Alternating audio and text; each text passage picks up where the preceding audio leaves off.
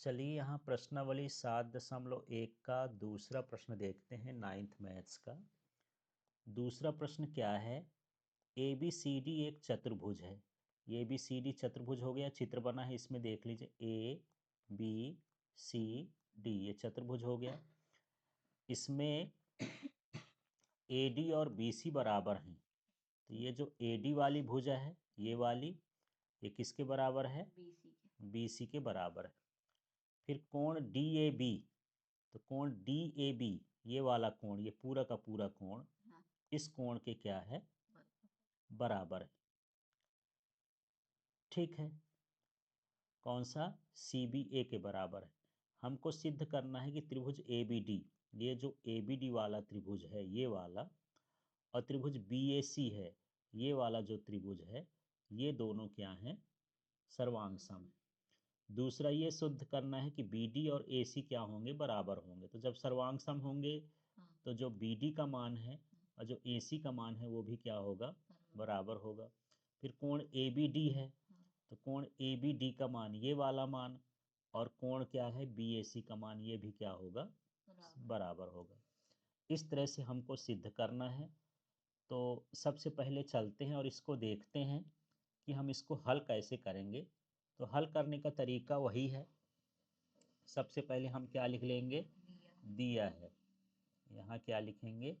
दिया है। और दिया है का मतलब क्या है? यहाँ से लेकर के यहाँ तक हमको लिख देना है। फिर दूसरा हमारा पॉइंट आएगा क्या? हाँ, सिद्ध करना है। तो इसको लिखने के बाद ये जो हमारे तीनों पॉइंट हैं, इसको हम ये लिख लेंगे। ठीक है, इसके बाद हम अगले वाले में आते हैं, जो हमको अपने से करना है। ये तो प्रश्न से लिख लेंगे। आता है उपपत्ति। उपपत्ति में ये दो त्रिभुज हैं, इसी को हम लिखेंगे त्रिभुज ए बी डी, और ये चिन्ह न लगाएंगे, इसकी जगह क्या लिख देंगे? और त्रिभुज क्या हो गया? बी ए सी। अब इनको सर्वांग सम करना है, तो इसमें ढूंढते हैं पहले त्रिभुज। तो हमारे पास त्रिभुज कौन सा हो गया? ए बी डी, है ना। ये त्रिभुज हो गया ए बी डी, चित्र दिया रहेगा। ये त्रिभुज ए बी डी हो गया। एक त्रिभुज ये है। दूसरा त्रिभुज मैं दूसरे कलर से बना लेता हूँ, बी ए सी। ठीक है, तो एक त्रिभुज ये है ऐसा वाला, ये मिल गया बी ए सी। अब इसमें देखते हैं क्या क्या बराबर। एक तो यही बराबर दिया है ना, और ये बराबर दिया है। मान ए डी का मान किसके बराबर हो गया? बी सी के। तो यहाँ पर क्या लिख देंगे? ए डी बराबर बी सी। और ये क्यों हो गया? ये क्या है? दे है। दूसरा देखो, इस त्रिभुज में ये कोण है ना, इसका नाम क्या है? कोण डी ए बी। ये है डी ए बी, ये वाले त्रिभुज का, लाल वाले त्रिभुज का ये, हरे वाले त्रिभुज का ये है। ये कोण भी बराबर है। तो यही पूरा उतार देना है ऐसे, ये वाला। तो कौन सा कोण है ये? कोण डी ए बी बराबर है कोण सी बी ए। ये दोनों कोण बराबर हैं। अब इसमें दो चीजें तो हमको मिल गई बराबर, और हमको देखना है कि इसमें और क्या चीज बराबर है ना।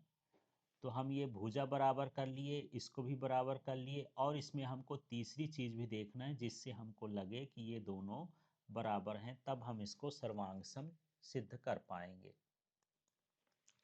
अब इसमें देखना है ये जो ए बी है, इस ए बी से इधर भी बना सकते हैं, है ना, और इसी ए बी से इधर भी बना सकते हैं। तो ये जो ए बी भुजा है, ये जिसको मोटा कर रहा हूँ, ये दोनों त्रिभुज में है। तो माने क्या हो गया? ए बी बराबर ए बी, ये क्या है? उभयनिष्ठ है, दोनों में है। ठीक है, जब ये उभयनिष्ठ है, उभयनिष्ठ यहाँ या आगे छूट रहा, आप उभयनिष्ठ लिख लेंगे, तो ये उभयनिष्ठ हो गया। अब मेरे पास दो भुजा बराबर हो गई, उनके बीच का कोण बराबर हो गया, माने ये त्रिभुज क्या हो जाएंगे? सर्वांग सम। तो यहाँ लिखेंगे त्रिभुज ABD, और ये जो और लिखा है ना, इसकी जगह क्या लगा देंगे, सर्वांग सम त्रिभुज BAC। अब ये किस नियम से हो गए, उस नियम को यहाँ पर क्या करना है, लिखना है। तो ये क्या हो जाएगा, S है, AS है, सर्वांग समता। नियम नहीं बोलते हैं, क्या बोलते हैं, सर्वांग समता।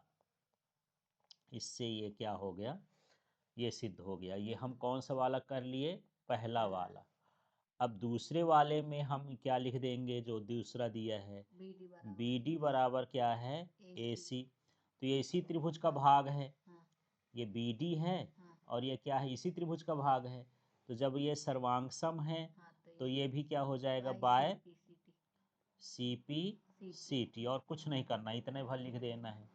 फिर तीसरा वाला हमको सिद्ध करना है कि ये कोण कौन कौन से हैं, ABD है ना, ABD माने ये वाला कोण, और यहाँ पर जो है BAC, कौन कौन सा, BAC ये वाला कोण, ठीक है।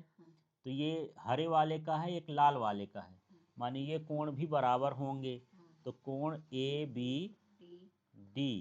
बराबर कोण BAC।